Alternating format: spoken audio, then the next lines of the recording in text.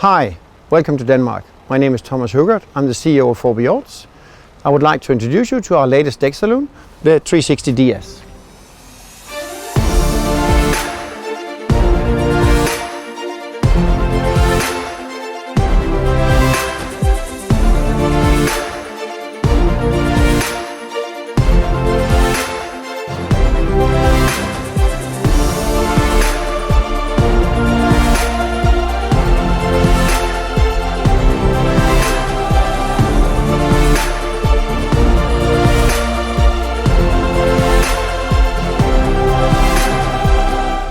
We are starting at the bow, and at the bow we have the integrated bow ladder, and you have a very wide bowsprit where you can step on, so it offers easy access to the boat.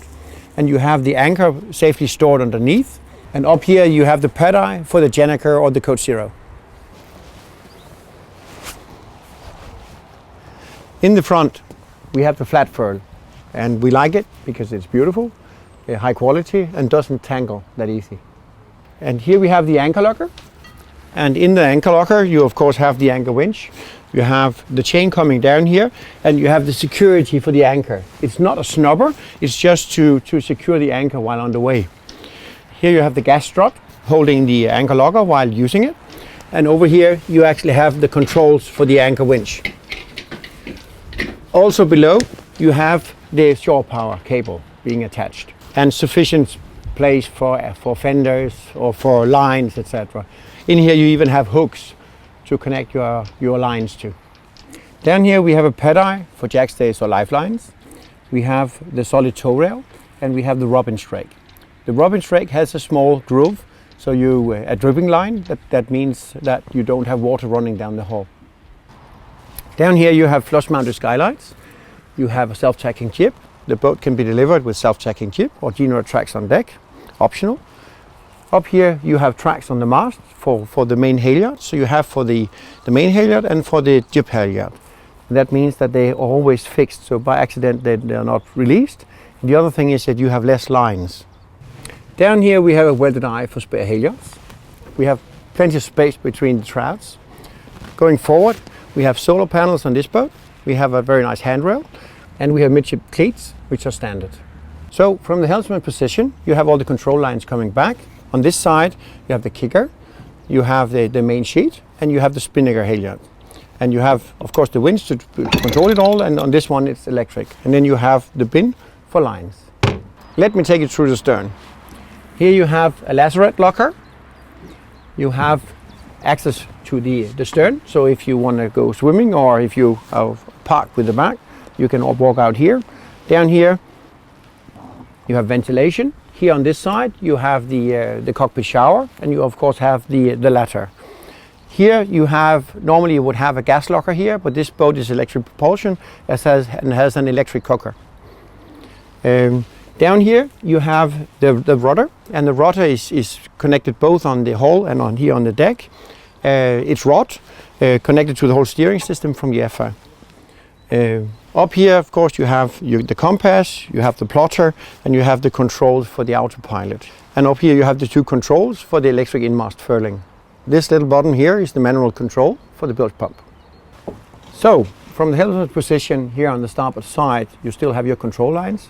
So the first one is the out haul, then you have the main sheet, again you have the jib sheet, and you have the control lines for the tracks on the mast. So here you see the bracing bar that holds the cockpit table. Right now we've just removed it. Here you have access to the cockpit locker. The cockpit lock that you can actually stand in, you can access from below and from up here. We will show you later. Here you have the main sheet. Could have been equipped with an optional traveler. Before we go downstairs I would like to show you the companionway door, which is stored here on the side and easy to close. This is it's made of solid teak. You of course have your windows in it, so you have a lot of light inside the boat, and it's so easy to store out here, so you don't have to put it away. You can just store it back in this place, and it's always available.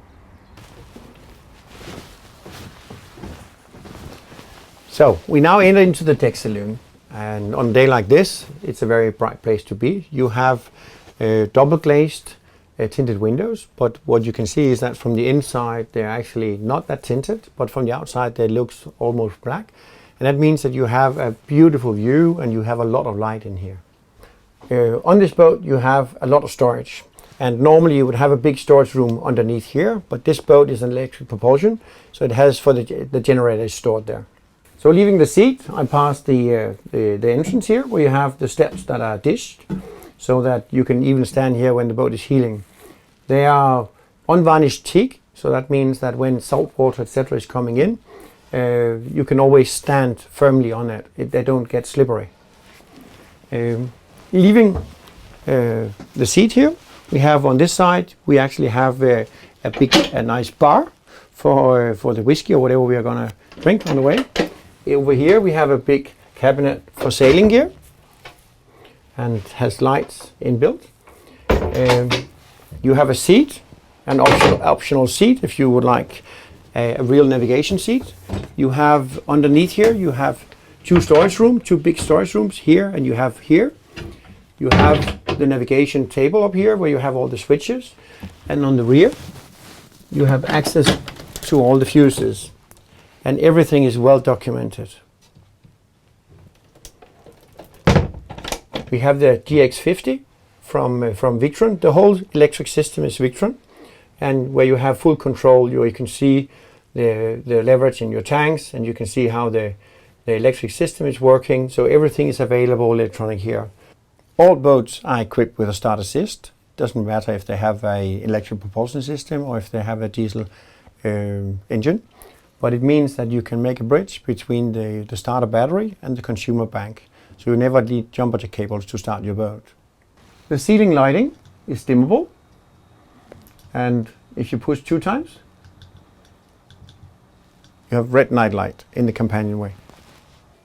Down here you can actually see the galvanized steel frame, and we like the idea about having a keel that is connected to a steel frame, of course bolted through the hull, so it's very stable, safe and secure construction.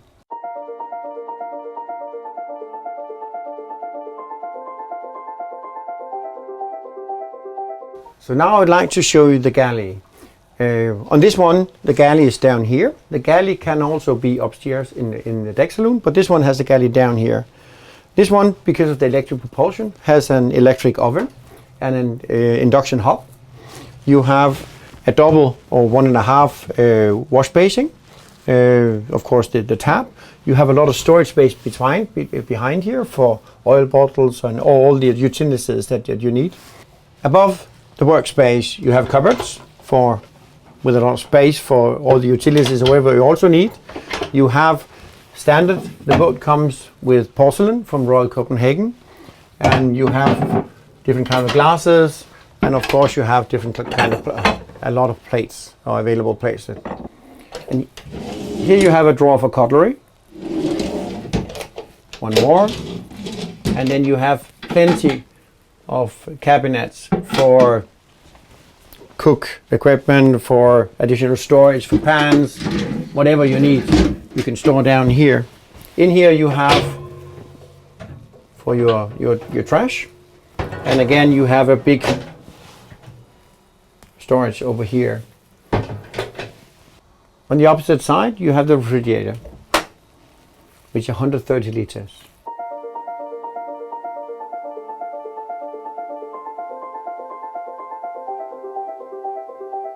Now standing in the heads, I'm 6'1". I'm 187 meters, and here we have the shower. We have the table with the wash basin. We have a lot of storage, and we have the toilet, electric toilet, with fresh water or salt water flushed, depending on the requirements of the owners. Here we have a small cover to take in front of, which is attached with a magnet. Both in the galley and here in the heads you have a hatch for ventilation.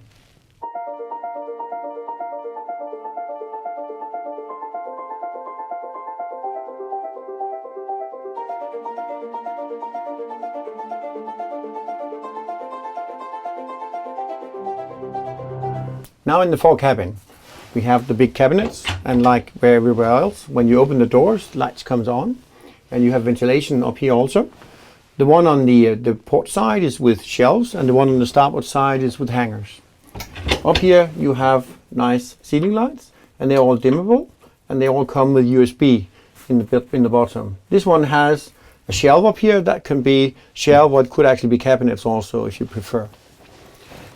This boat also has hull windows, and below here you have again a lot of space, and you have battens to sleep on, so the moisture can get away when you're also sleeping, and you have easy access to the big spaces below. Now entering into the aft cabin. This is the only boat in our deck saloon line that has the owner's cabin in the front, although this is actually big enough that could be considered an owner's cabin.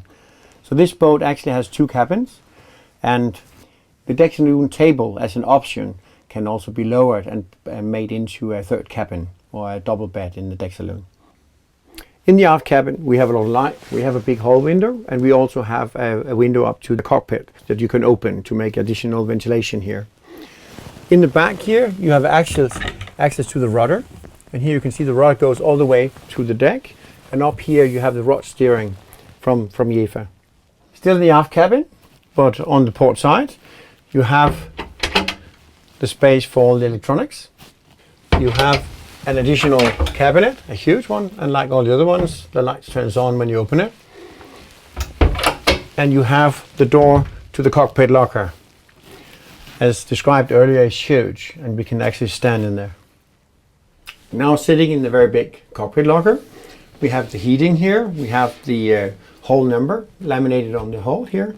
You have a lot of storage for all you might need, and what you can see here is that everything is laminated to the hull. Now we have toured the new boat, so we thought it would be a good idea to show you around in an unfinished boat and show you all the hidden details. Inside the boat we don't have prefabricated modules. Everything is built inside the boat, and what you can see here is that all the bulkheads, even the smaller ones, are laminated to the hull. And that means that here in front there will be a frame, and that frame will be adjusted exactly between the bulkheads here, and thereby all interior parts become part of the structural stability of the boat, and making it very stiff at the end, which of course leads to very good sailing capabilities. We're now in the center of the boat, and here we have a full-size steel frame covering the whole center of it. Until now we've never lost a keel, and we're not planning to, and one of the reasons might be that the keel is bolted into the steel frame, and the steel frame is bonded in the whole center of the boat, so the frame takes the load from the keel and the mast. All the cabinetry in the boat is finished with a solid frame here. So you can see here even the drawers has the solid frame here in front of it, and so the whole interior is built up of bulkheads that are laminated to the hull, and then they are finished by the solid frame in front of it. On the shelves you'll see that all shelves are cut off here at the edges, because that's the only way you will be able to remove the shelves afterwards. What you see here are the stainless steel tubes that actually lead the lines from the mast and back to the helmsman. The reason for that is to make sure that the forward cockpit is free of lines, and that the helmsman can actually control everything from the helm.